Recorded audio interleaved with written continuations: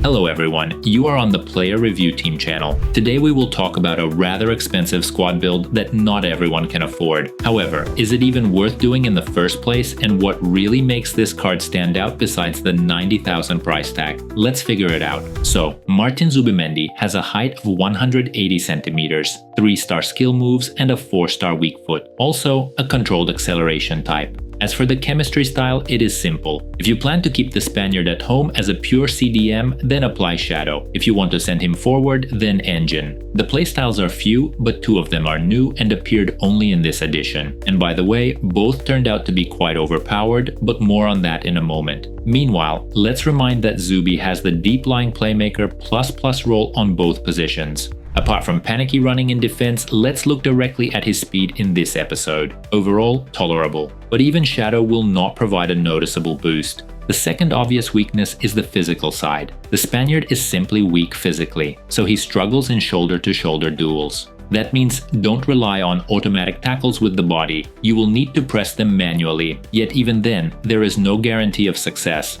Don't get it wrong. In simple episodes, Zubi consistently tackles without anticipate and so on. You already know how tackles work in this game. Likewise, he wins the ball when the opponent turns toward him trying to run through the Spaniard. So the problems only arise when it comes to body-to-body duels or when you need to chase someone. In other cases, it is fine. But what is really cool are the interceptions. Although to be fair, right now a player doesn't even need the trait to intercept well. The key is to control him manually with jockey pressed. Even more interesting is the new playstyle, Aerial Fortress. It allows him to consistently win headers despite not being that tall and having only 74 jumping. For example, look at this jump animation and its speed, a very useful playstyle for a CDM. But let's not forget that Zubi is not just a CDM, but also a playmaker. And by the way, he can deliver quality long balls to the wing even with his weak foot, as in this example. However, with long balls, you need to be careful, because they often get intercepted if you pass not to the flank, but into the run of a striker.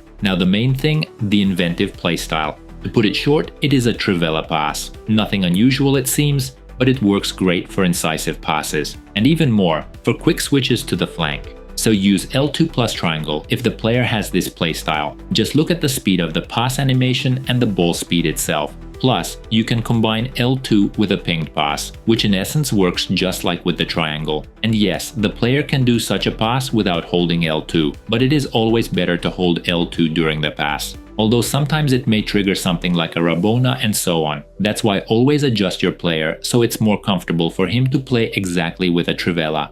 As for one-touch play, even without tiki-taka players can pass even backwards, in every sense of that word. Of course, in good connection, the Spaniard not only passes well, but also turns quickly. Again, here is an example with left stick responsiveness. Sometimes his body type still slows him and he can't release the pass or shot right after a sharp turn, but it's acceptable.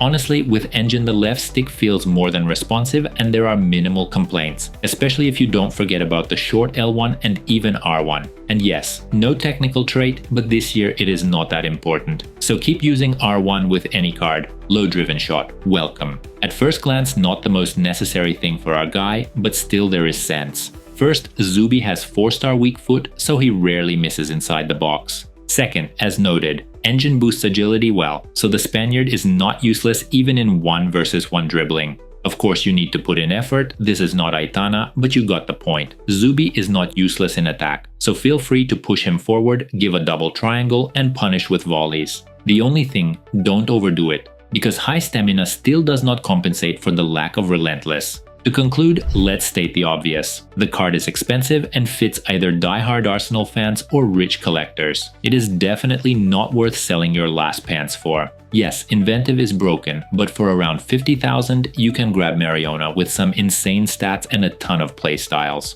Or take Gayoro, she also has a strong card. And if you are not into female players, at the end of the season you will get Conor Gallagher with the same playstyle. If inventive does not impress you, or you just need a solid CDM from the EPL, instead of spending 90,000 on a single Zubimendi, for the same amount you can buy this trio of players. Agree, such a midfield would be tough to break. By the way, here is another guy worth noting. Very solid card with good interceptions despite lacking the playstyle. And the pace is decent, certainly not worse than the Spaniard.